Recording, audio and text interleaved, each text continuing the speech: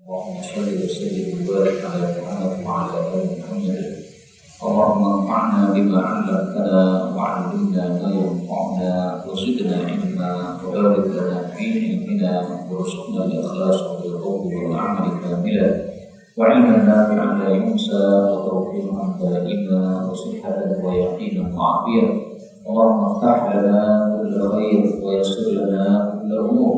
اللهم انصر المجاهدين وارحم المستضعفين ودمر اعداء الدين واطمس على اموالهم امين يا رب العالمين. Alhamdulillah kaum muslimin rahimahumullah, kita lanjutkan pengajian kita Al-Jami' As-Shaghir dan kita sudah sampai pada hadis 3771. فقال المؤلف رحمه الله تعالى ونفعنا به وبعلومه في الدارين آمين. Hayati, hidupku, khairul lakum, kebaikan bagi kalian wahai umat Islam.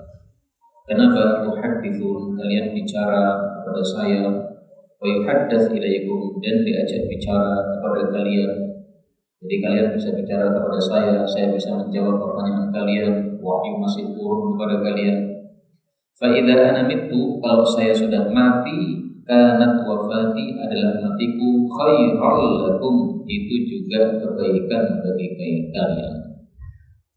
Kenapa? Tu'aradu alayya, dihadapkan kepada saya a'malukum, amal-amal kalian. Fa'in ra'aitu khairan, kalau saya melihat kebaikan, amal yang baik, hamidullah, saya pun memuji Allah subhanahu wa ta'ala. Dan ini menunjukkan bahwa kalau kita melihat kebaikan yang menyenangkan, maka adalah kita mengucapkan alhamdulillah. Termasuk hujan ini perlu kita syukuri, alhamdulillah. Wa in ra'aitu syarran, kalau saya melihat keburukan, istaghfartu lakum, saya akan mintakan ampun untuk kalian. Hadis ini derajatnya mursal, dan hadis mursal termasuk hadis yang dhaif. Tetapi bahwasanya Rasulullah itu suka memintakan ampun untuk umatnya, ini sesuatu yang benar. Karena disebutkan dalam hadis yang sahih, riwayat Imam Muslim, bahwasanya Rasulullah sallallahu alaihi wasallam bersabda, ketika turun Quran, saya disuruh untuk membacakan Quran ala harfin, dengan satu logat. Maka saya kembali kepada Allah, tolong ditambah logatnya sampai dikasih 7 logat. Kembalinya itu 3 kali kepada Allah, minta ditambah sampai 3 kali.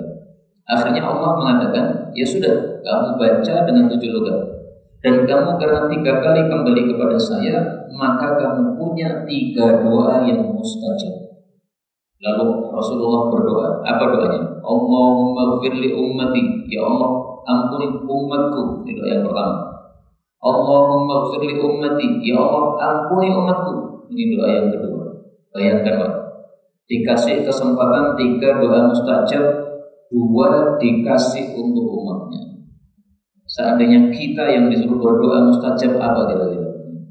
Ya Allah, berikan saya kaya atau apa? Masya Allah. Kemudian beliau katakan, untuk doa yang ketiga saya simpan untuk besok pada hari kiamat, pada saat orang-orang butuh semuanya kepada saya, termasuk Nabi Ibrahim akan butuh kepada saya. Ini hadis riwayat Muslim. 72. Udah selesai ya, ini baru, yaitu fil muhalla bi al, yang dimulai dengan al min harfil ha, dari huruf ha. 3772. Al-haid, wanita yang haid, wan nufasa, wanita yang nifas. Nifas itu darah yang lahir setelah melahirkan. Idza atata, apabila keduanya datang, al waqti, pada waktu, yaitu waktu untuk melakukan ihram, yaitu haji atau umrah, maka taghtasilan, keduanya mandi, wa tuhriman, dan keduanya ihram, wa taqbiyanil manasik, dan keduanya melaksanakan manasik kulla, semuanya. Sa'i apa semuanya dilakukan. Selain satu, ghairat tawaf bil bait, selain tawaf di Ka'bah, maka tidak diboleh dilakukan. Maka hadis ini menunjukkan bahwa tawaf di Ka'bah itu syaratnya harus suci dari hadas. Hadas apa? Hadas besar. Karena haid dan nifas ini hadas besar. Kalau hadas kecil gimana? Diperselisihkan ulama, ada dua pendapat. Mayoritas ulama mengatakan orang yang tawaf harus suci dari hadas kecil. Menyelisih mereka mazhab Hanafi mengatakan tidak harus suci dari hadas kecil. Fakta sekarang orang-orang pakai mazhab Hanafi, saking susahnya cari toilet pada saat kita berada di Mekah karena lebarnya, luasnya Masjidil Haram, sehingga susah untuk kita cari toilet, apalagi yang sudah tua-tua. Berikutnya 73. Al-hajju, orang yang haji itu adalah asy-syaif, orang yang kusut rambutnya, al-tafil, yang tidak memakai parfum. Hadis riwayat Tirmidzi sahih. Maksud hadis ini adalah bahwa orang yang haji yang sesungguhnya itu kalau sampai rambutnya itu kusut. Yang haji yang sesungguhnya adalah sampai badannya ini tidak berbau wangi. Kenapa? Karena memang orang haji ketika sedang ihram itu tidak boleh memakai parfum. Adapun rambutnya dikasih minyak rambut boleh, yang penting tidak wangi. Tapi kalau wangi juga tidak boleh. Nah, maka rambutnya dikasih minyak jelantah silakan, tapi dikasih wangi yang sesuatu yang wangi, minyak rambut yang wangi enggak boleh. 74. Al-hajju, orang yang haji, ar-raqib, yang berkendara, lahu bagi dia, bikulli khufin, dengan setiap satu khuf, maksudnya satu kaki, ya, kakinya kendaraan, yadhu'u, yang meletakkannya, ba'iruhu, untanya, hasanatun, ada satu pahala. Hadis ini derajatnya dhaif. Hadis ini menunjukkan fadilahnya melakukan ibadah haji dengan kendaraan. Setiap satu langkah kaki unta itu ada satu pahala. Mana lebih utama, haji dengan berkendara atau dengan jalan kaki? Diperselisihkan oleh para ulama. Menurut Ibnu Abbas, lebih utama kita haji dengan berjalan kaki. Ibnu Abbas mengatakan, saya tidak menyesal sebagaimana menyesalnya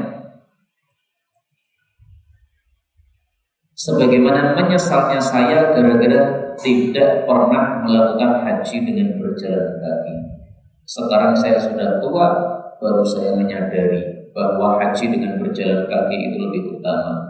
Apa dalilnya? Kata Ibnu Abbas pada surat Al-Hajj ayat 27. Allah mengatakan, yaitu karijalan, orang-orang akan datang untuk haji dengan berjalan kaki, wa ala kulli dhamir, atau menaiki onta yang kurus karena perjalanan yang jauh jadi kurus. Nah, kata Ibnu Abbas, disebutkan berjalan kaki lebih dulu, baru berkendara, berarti lebih utama berjalan kaki. Tapi kalau mazhab Syafi'i mengatakan lebih utama naik kendaraan. Kenapa? Satu, Allah tidak pernah menyiksa kita dengan ibadah yang disyariatkan oleh Allah. Nah, kalau kita dari Indonesia jalan kaki tersiksa. Yang kedua, Rasulullah dari Madinah ke Mekah itu pakai onta. Seandainya jalan kaki lebih utama, pasti Rasulullah pilih jalan kaki. Nah, maka yang lebih kuat insya Allah pendapat mazhab Syafi'i bahwa lebih utama kita naik kendaraan, naik pesawat dan sebagainya. Tapi kalau mau memakai pendapat Ibnu Abbas silakan. Apalagi yang masih muda-muda, belum nikah, haji dari Solo, dari Sriwedari sampai Mekah jalan kaki, tidak tahu berapa bulan, nggak paham. 75. Al-hajju, orang yang haji itu fi dhamanillah, berada dalam perlindungan Allah, muqbilan ketika berangkat, wa mudbiran, dan ketika pergi.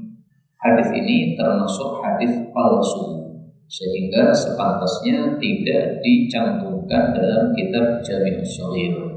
Karena kitab Jami' Shaghir penulisnya mengatakan, saya menjaga kitab ini dari hadis-hadis yang palsu. Tapi ternyata hadisnya termasuk hadis yang palsu. Kemudian hadis ini ada kelanjutannya. Kelanjutannya adalah, fa in asabahu fi safarihi ta'abun ghufirallah. Kalau dia lelah pada saat safar haji tadi, maka mendapatkan ampunan. Wa kana lahu bi kulli qadamin yarfa'uhu alfu darajah. Setiap satu langkah kaki dia gerakkan maka mendapatkan 1000 derajat di surga. Dan ketika turun hujan mengenai dia, maka dia mendapatkan pahala orang yang mati syahid. Ini kelanjutan hadis ini, tetapi oleh Imam Suyuti hadisnya sengaja dipotong atau diringkas seperti ini. Tapi ya tidak ada masalah. Kenapa? Karena toh hadisnya derajatnya palsu ya. Sehingga tidak begitu penting bagi kita untuk mengetahui kelanjutan hadis ini. 76. Al-hajju, orang yang haji, wal ghazi, dan orang yang berperang, wafdullah, itu adalah tamunya Allah Azza wa Jalla. Inda'ahum, jika mereka berdoa kepada Allah, ajabahu, Allah akan mengijabahi mereka. Wa in istaghfaru, kalau mereka minta ampun kepada Allah, ghafara lahum, Allah akan ampuni untuk mereka. Hadis ini derajatnya juga dhaif. Tetapi isinya kan sahih, Pak. Orang haji tamunya Allah, kan sahih ini. Karena kita datang ke Baitullah, rumahnya Allah, berarti kita sebagai tamunya Allah. Maka orang haji disebut tamu Allah itu tidak salah, karena memang betul-betul dia datang menuju ke rumahnya Allah Subhanahu wa ta'ala. Hanya saja memang hadis ini derajatnya dhaif. Meskipun dhaif, maknanya untuk yang haji ini sahih. Tapi untuk yang perang ini saya tidak menemukan hadis yang menguatkannya. Untuk yang haji saya temukan hadis yang sahih yang berbunyi Al-hujjaj wal ummar wafdullah da'ahum fa'ajabuhu wa sa'aluhu fa'aqahu. Mungkin ada berikutnya ya. Oh enggak ada. Baik. Ini Al-hujjaj wal ummar, orang-orang yang haji dan orang-orang yang umrah itu semuanya adalah wafdullah, mereka tamu-tamu Allah. Allah memanggil mereka, kemudian mereka mengijabahi Allah. Maka mereka pun ketika minta kepada Allah, Allah pasti akan kabulkan doa mereka. Jadi fadilahnya haji dan umrah itu apa? Fadilahnya adalah kita sebagai tamu-tamu Allah Subhanahu wa ta'ala. Ini fadilah yang pertama.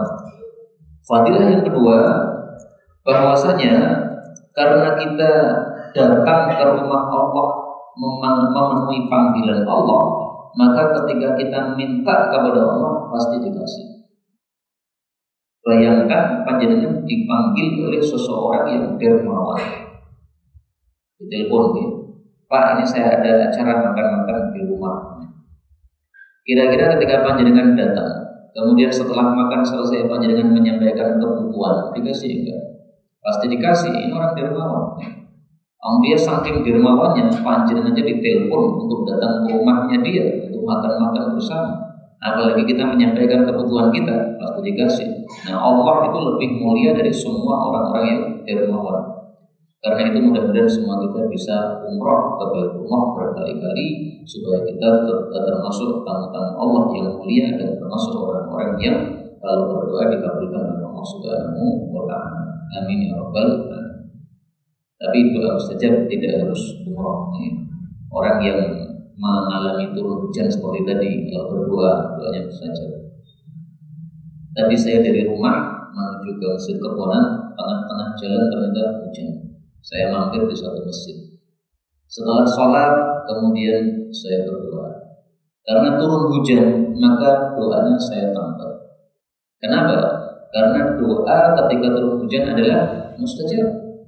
Biasanya habis sholat saya sholat doanya cuma 5, tapi karena turun hujan saya tambah. Doa untuk Palestina 4 kalimat. Karena kita punya hutang kepada saudara-saudara kita di Palestina. Mereka semestinya kita selamatkan, tapi apa daya orang Indonesia lemah, tidak ada kemampuan untuk menyelamatkan. Mestinya yang paling wajib itu ya negara-negara Arab sekitar Palestina itu sebenarnya. Ya. Tapi kapan mereka berani untuk nyerang Israel? Sebenarnya Iran sudah berani nyerang, tapi kok ya kurang dinotak. Kok dilanjutkan sampai 2 bulan kan mantap gitu. Tidak tahu saya kenapa cuma 2 hari saja. Nah, seandainya negara-negara Arab bersatu itu nyerang Israel itu sudah selesai masalah, karena mereka hanya kecil saja sebenarnya. 77. Al-hajj, orang yang haji, wal mu'tamir dan orang yang umrah, wal ghazi fi sabilillah dan orang yang perang di jalan Allah, wal mujammi dan orang yang jum'atan, itu semuanya fi dhamanillah, di dalam penjagaan Allah. Da'ahum, Allah panggil mereka, fa'ajabu, lalu mereka ijabai Allah, wa sa'alum dan mereka minta kepada Allah, fa'aqahum, maka Allah pun akan berikan kepada mereka. Nah, hadis dengan lafal seperti ini disebutkan 4 orang, haji, umrah, perang, dan jumatan, ini derajatnya dhaif. Adapun yang sahih yang sudah saya bacakan tadi, yaitu haji dan umrah. Nah, untuk yang perang, apakah ada yang sahih? Ada, ini ternyata ada. Al-ghazi fi sabilillah azza wa jalla wal hajju wal mu'tamir wafdullah. Orang yang perang, orang yang haji, orang yang umrah, semuanya tamu-tamu Allah. Allah panggil mereka, mereka datang, maka mereka minta pun Allah pasti akan kasih. Nah, ini yang sahih hadis riwayat Ibnu Majah. Nah, jadi dari 3 ini, haji, umrah, dan perang, ini semuanya sahih. Yang tidak sahih cuma ini saja, al-mujammi, ya, orang yang jumatan ini. Tapi yang 3-3-nya tadi apa? Semuanya sahih dari hadis yang lain.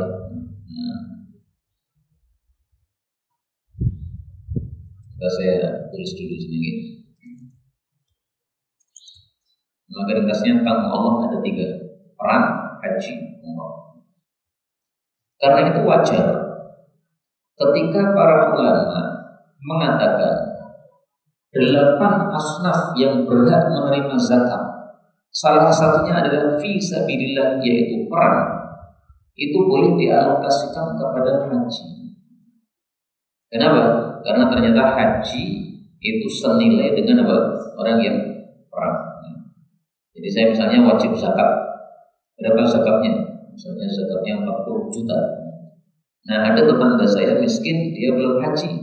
Saya boleh kasih uang ini untuk dia. Monggo silakan, 40 juta untuk haji. Seandainya 40 juta cukup. Nah, maka dibiayai dengan harta zakat boleh. 78. Al-hafi, orang yang tidak bersandal, orang yang cekeran. Ahaku, lebih berhak bisodri thariq, dengan bagian depan dari jalan, minal munta'il, daripada orang yang bersandal. Hadis ini derajatnya dhaif. Jadi maksud hadis ini adalah orang yang tidak punya sandal itu harus diutamakan daripada yang bersandal. Di mana dia lebih nyaman berjalan, maka dia disuruh di situ. Dia lebih nyaman di depan, taruh depan. Lebih nyaman di belakang, taruh belakang. Lebih nyaman di samping, taruh samping. Pokoknya mana yang lebih nyaman, karena dia sudah kasihan tidak punya sandal. Ini kondisi orang tidak punya sandal zaman dulu, Pak. Orangnya miskin-miskin. Tapi kalau orang zaman sekarang, insya Allah tampaknya sudah tidak ada lagi yang tidak punya sandal. Sandal itu sudah murah sekarang. 79. Al-hubabu, hubab itu syaitan, itu adalah nama setan. Hadis ini derajatnya mursal, sehingga hadis ini tidak bisa dijadikan dalil, ya, hadis dhaif. Maka kalau ada orang bernama hubab gimana? Ya tidak sampai dosa, ya, karena hadisnya dhaif. Tapi menurut saya lebih bagus kita hindari, gara-gara ada hadis ini. Namanya hadis dhaif itu kan ada kemungkinan Nabi bersabda, ada kemungkinan tidak. Bisa jadi sabda, bisa jadi bukan. Nah, kalau betul-betul sabda Nabi gimana? Udah cari nama yang lain saja. Dan hadis ini ada ceritanya. Ada seseorang ditanya oleh Nabi, ini anakmu namanya siapa? Kata dia, namanya Hubab. Maka beliau mengatakan, jangan dikasih nama Hubab, karena Hubab itu setan.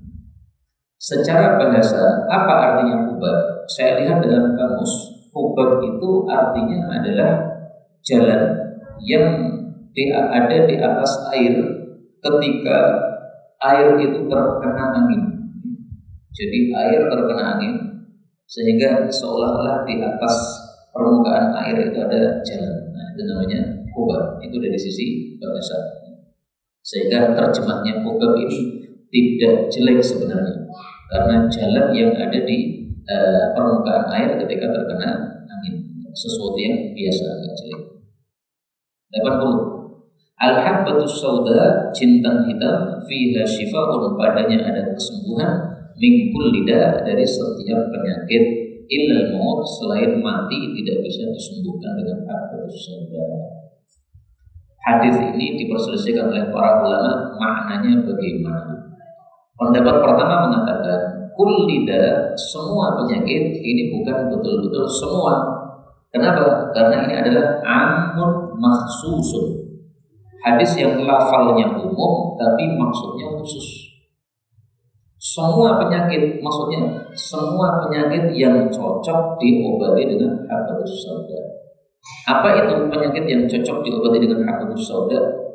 Mereka mengatakan yaitu penyakit yang munculnya dari sebab rutubah atau burudah atau balgham. Tiga ini semuanya berkaitan dengan bagian dalam anggota tubuh kita yang saya tidak bisa menerangkan karena saya tidak pernah mempelajarinya. Yang jelas rutubah itu artinya basah, burudah itu artinya dingin, bulgham itu artinya cairan yang ada dalam tubuh kita. Nah, maka kalau penyakit-penyakit sebabnya adalah tiga ini yang terjadi pada tubuh kita, maka bisa diobati dengan habbatus sauda. Penyakit yang tidak berasal dari tiga tadi, obatnya bukan habbatus sauda. Pendapat yang kedua mengatakan, kul tidak, setiap penyakit ya setiap, berarti semua penyakit bisa. Tapi kata-katanya syifaun, ya. Berarti maksudnya apa? Sebagian kesembuhan. Artinya tidak menyembuhkan total. Jadi misalnya penyakit ini misalnya 100% penyakitnya, diminumi habbatus sauda menyembuhkan 50%. Nah, 50%-nya harus cari obat yang lain. Itu makna syifaun, pakai tanwin di sini ya. Jadi bukan mengobati secara total, bukan. Maka salah kalau dipahami mengobati secara total. Jadi terjemahnya yang tepat gimana? Habbatus sauda itu mengandung sebagian kesembuhan. Itu kalau mau diterjemahkan yang sesuai dengan pemahaman yang kedua. Dan pemahaman yang kedua ini yang dipahami oleh Syekh Az-Sudani yang berusaha wafat beberapa hari yang lalu. 81. Al-hijamah, bekam, firroksi di kepala, hiyal mughithah, itu disebut mughithah. Mughithah itu artinya penolong. Yang dimaksud penolong yaitu menolong orang dari berbagai penyakit. Amaroni biha, menyuruhku dengan melakukan itu Jibril, malaikat Jibril, hina akaltu, ketika saya memakan ta'amal Yahudiyah, makanannya wanita Yahudi, yaitu yang sudah meracun Rasulullah sallallahu alaihi wasallam. Hadis ini derajatnya dhaif. Tetapi tentang bekam di kepala itu kita temukan hadis yang sahih. Kana yahtajimu fi ra'sih, Nabi biasa bekam di kepala, wa yusammiha Mughith, dan beliau sebut dengan nama Mughith, pokok pertolongan, inti pertolongan. Ini hadis riwayat Khatib, derajatnya sahih. Kemudian dari sisi kedokteran, itu para dokter memang sudah menjelaskan bahwa bekam di bagian kepala itu manfaatnya sangat besar. Jadi para dokter mengakui bahwasanya bekam di kepala itu manfaatnya besar, lebih besar daripada bekam di tempat-tempat yang lain. Nah, adapun apa saja manfaatnya, pembahasannya bukan di majelis seperti ini, karena majelis kita ini hanya majelis membaca hadis-hadis Nabi secara cepat, sehingga untuk perincian yang tidak berkaitan langsung dengan hadis, tapi berkaitan dengan faedah tibbiyah ini, pengobatan ini, itu insya Allah di majelis yang lain. Saya sudah menulis buku judulnya Al-Arba'un Al-Hijamiyah, 40 hadis tentang bekam. Nah, di buku itu dibahas agak detail apa-apa manfaat bekam. Silakan dibaca. 82. Al-hijamah, berbekam yaumul thulatsa, pada hari Selasa, li sab'i asyrata min asy-syahri, pada tanggal 17 dari satu bulan. Ini maksudnya bulan Arab ya. Dawaun adalah kesembuhan, lidai sanatin, untuk penyakit selama setahun.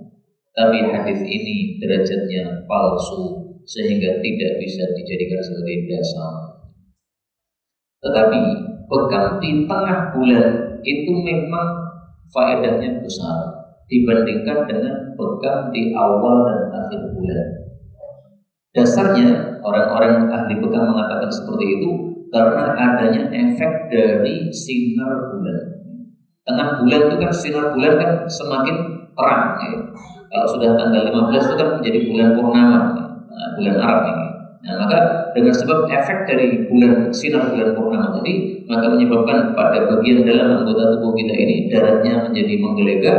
Nah, sehingga ketika dipegang itu manfaatnya sangat besar. Demikian penjabaran dari sisi ilmu perpegangan. 83.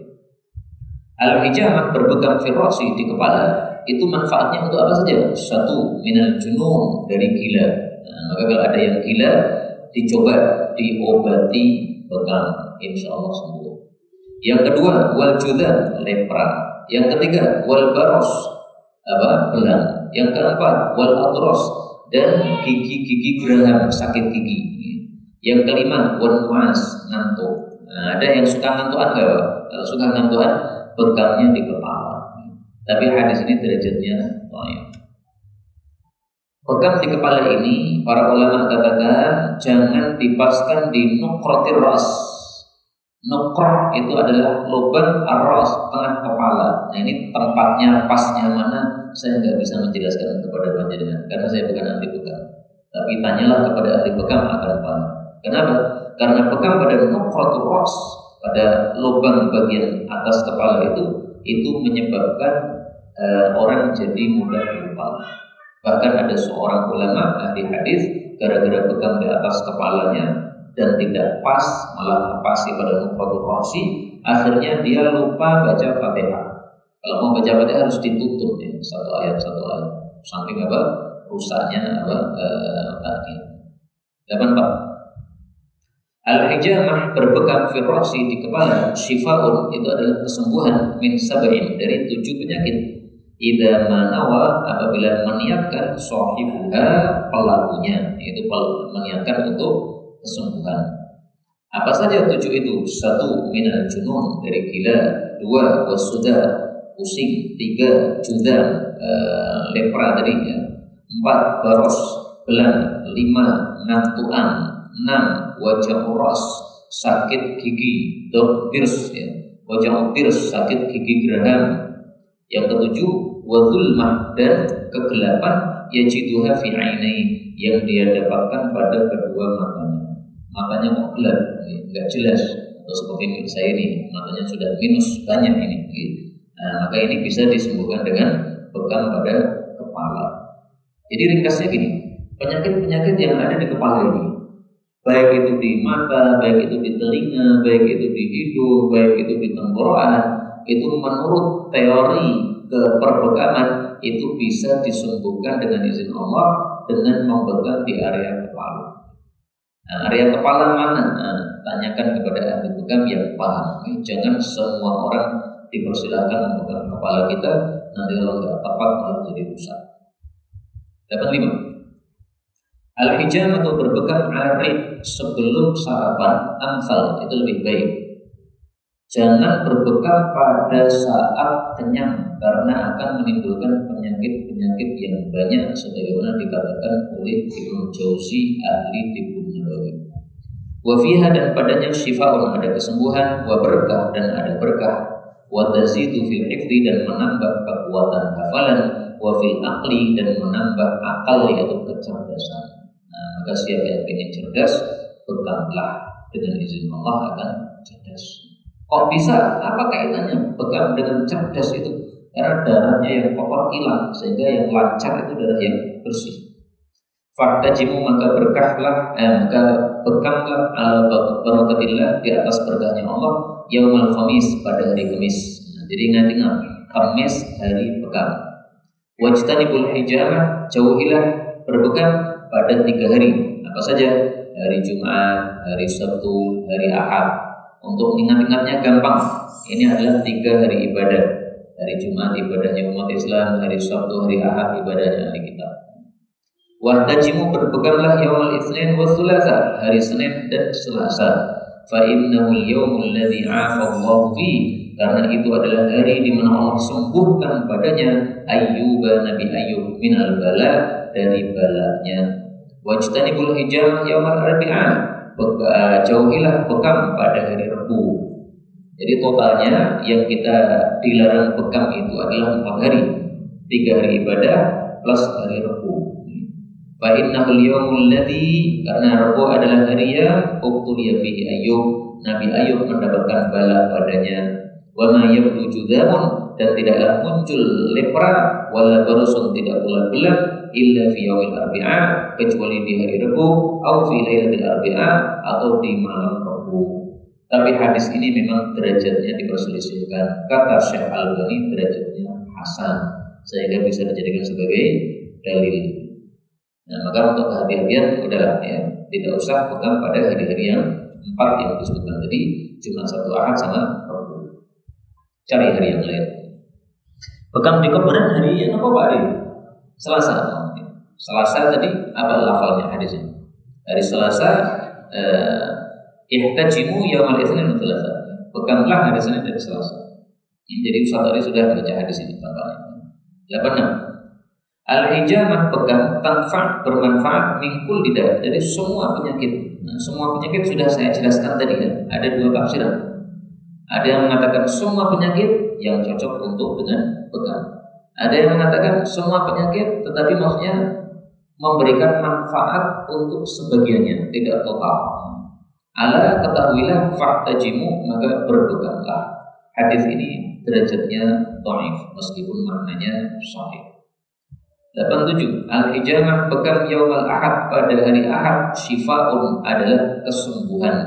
Ini hadisnya dhaif, maka tidak benar. Yang benar adalah hadis sebelumnya tadi, jangan pegang pada hari Ahad. 88. Al-hijamah, pegang, tukrahu, makruh, fi awalil hilal, pada awal hilal, yaitu awal bulan. Wala yurja naf'uha, dan tidak diharapkan manfaatnya, hatta yanqusal hilal, sampai hilalnya berkurang, alias sampai menjauh dari awal bulan. Ini hadis juga derajatnya dhaif. Tapi meskipun dhaif, para ahli bekam mengatakan bekam itu paling bagus memang tengah bulan Arab. Kenapa? Tadi ada efek dari sinar bulan yang semakin banyak sinarnya tadi, maka mempengaruhi bagian dalam tubuh kita. 89. Al-hujjaj, orang-orang yang haji, wal umar, dan orang-orang yang umrah, wafdullah, tamu Allah, da'ahum, Allah panggil mereka, fa'ajubu, mereka mendatangi panggilan Allah, wasa'alu, maka mereka minta kepada Allah, fa'atahum, Allah kasih kepada mereka. Ini hadisnya sudah kita baca tadi, sahih. Mudah-mudahan semua kita dapat haji mabrur dan umrah yang mutaqabbalah. Amin ya rabbal alamin. Terakhir nih, ini saya cepatkan karena baterainya sudah mau habis, lupa nggak bawa casnya. Ini saat lagi mati nih lagi. Moga kita cepatkan. 3790. Al-hujjaj, orang-orang yang haji, wal umar, dan orang-orang yang umrah, wafdullah, tamu Allah, yuktihim, Allah kasih pada mereka masa'alu, apapun yang mereka minta. Pun dengan minta apa saja dikasih oleh Allah. Wa yastajibu lahum, dan Allah kabulkan untuk mereka mada'u, apapun yang mereka berdoa. Wa yukhlifu alaihim, dan Allah ganti untuk mereka ma'anfaqu, apa yang mereka sudah keluarkan. Gantinya berapa? Saya umrah keluar 20 juta, gantinya berapa? Nih jawabnya, ad-dirham, 1 dirham diganti menjadi alfin, 1 juta. 1 dirham menjadi 1 juta. Berarti 20 juta menjadi dikalikan sendiri aja. Rasanya itu kalau kakean. Hadis ini tapi derajatnya dhaif. Sehingga kita harus jujur ya, bahwasanya janji dalam hadis ini uang untuk haji dan umrah 1 dibalas menjadi 1 juta, itu tidak sahih. Ini saya kurang suka ketika ada orang-orang yang bisnis umrah nampilkan hadis ini tapi tidak mengatakan dhaif. Pernah saya mampir di satu masjid, kemudian ditulis di situ ya, iklan umrah karena uang pasti diganti oleh Allah. Hadis mengatakan 1 dirham diganti 1 juta dirham. kemudian dikatakan hadis riwayat Baihaqi titik. Ya, seperti ini kurang bagus. Mestinya jujur, hadis dhaif tulis dhaif. Karena kalau kita tidak mengatakan dhaif, itu nanti orang akan menyangka itu hadis sahih sehingga meyakini sebagai sabda Nabi. Salahnya di situ. Hadis dhaif tidak boleh diyakini sebagai sabda Nabi. Namanya saja dhaif. Dhaif itu berarti meragukan diyakini salah. Nah, maka orang-orang yang seperti itu bisnis untuk cari uang, tetapi menggunakan hadis-hadis yang dhaif, tidak mau jujur menyampaikan kedhaifannya. Ini menurut saya sikap yang tidak baik. Kalau dia dapat uang dari bisnisnya tadi, gara-gara orang tertarik dengan hadis tadi, tampaknya tidak akan berkah, karena dia tidak jujur di dalam menyampaikan hadis-hadis Rasulullah SAW.